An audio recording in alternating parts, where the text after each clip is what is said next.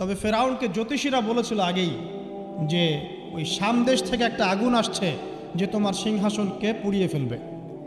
এর ফলশ্রুতিতে ফেরাউন যেটা করলো, সমস্ত পুত্র সন্তান যারা হতো এদেরকে তারা জবাই করে হত্যা করত।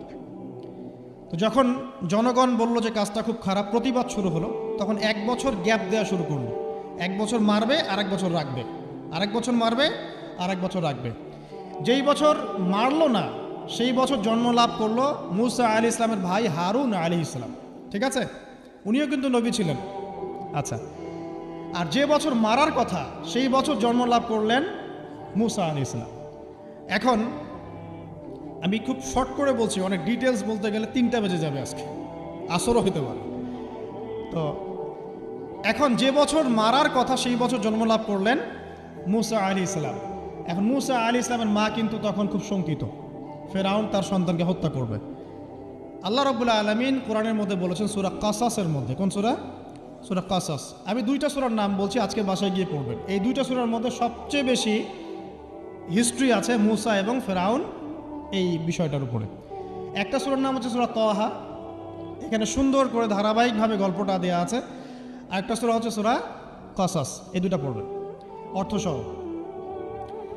তো মুসা আলী ইসলামের মায়ের হৃদয়টা খুব শঙ্কিত ছিল যে তার সন্তানকে হত্যা করে ফেলা হবে। আল্লাহ রাব্বুল আলামিন বলছেন যে আমি তার কলবে ইলহাম করলাম। সুবহানাল্লাহ।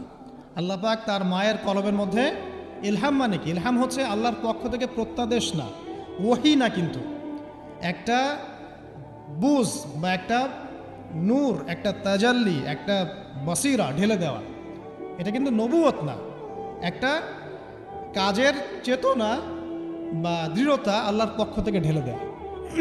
ঠিক আছে, তো তার মায়ের কলবের মধ্যে আল্লাহ রাব্বুল আলামিন ইলহাম করলেন যে তুমি তোমার সন্তানটাকে সিন্দুকের মধ্যে ভরে ভাসিয়ে দাও নীল নদে। এখন তার মায়ের কলব, তার মায়ের হৃদয় ছটফট করতে লাগলো, কারণ কোনো মাই তো চাইবে না তার সন্তানকে এভাবে ভাসিয়ে দিতে। আল্লাহ পাক বলছেন যদি না আমি তার হৃদয়টাকে শক্ত করতাম তাহলে সে বিচলিত হয়ে পড়ত। আল্লাহ পাক তার হৃদয়টাকে শক্ত করলেন, সে বিচলিত হলো না, সন্তানকে ভাসিয়ে দিল। এবার সন্তান ভাসতে ভাসতে ভাসতে কোথায় যাচ্ছে? যেখানে ফেরাউনের স্ত্রী গোসল করছে। কথা কি বুঝতে পারছেন? খুব চমৎকার হিস্ট্রি কিন্তু গল্পটা। এবং গল্প মানে এখানে আসলে গাল গল্প না, এগুলো সত্য ঘটনা। এক একটা বর্ণ তেমন সত্য যেমন সূর্য পূর্ব দিক থেকে ওঠে এবং পশ্চিমে ডোবে, এটা যেমন সত্য, এর এক একটা বর্ণ সত্য। এগুলো কোনো গাল গল্প নয়। এবার ফেরাউনের স্ত্রী আসিয়া সেই সিন্দুক পেয়েছে। মুসা আলী ইসলামকে আল্লাহ পাক বলছেন যে আমি মুসা আলী ইসলামের চেহারার মধ্যে মোহাব্বত বা ভালোবাসা ঢেলে দিয়েছিলাম। তার চেহারা যেই দেখতো তাকে ভালোবাসত, বুঝছেন? ভালোবাসা ঢেলে দিয়েছে।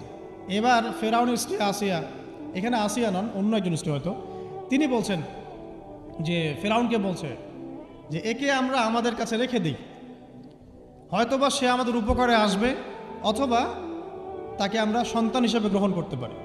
লা তাকতুলুহু, তাকে হত্যা করো না। আসা আন ইয়ানফা'না আও নাত্তাখিযাহু ওয়ালাদা, এরকম করে আল্লাহ পাক বলেছেন কোরআনে। তো ফেরাউন তার স্ত্রীর কথা শুনল এবং তাকে না হত্যা করে রেখে দিল। আর আল্লাহ রাব্বুল আলামিনের কি কৌশল! ওয়া মাকারুল্লাহ, যেই মুসাকে হত্যা করার জন্যে বছরের পর বছর হাজার হাজার শিশুকে হত্যা করা হয়েছে, সংখ্যাটা লাখ লাখও হতে পারে, সেই মুসা আলী ইসলামকে আল্লাহ পাক ফেরাউনের ঘরেই লালন পালন করতে লাগলেন। চিন্তা করলেন?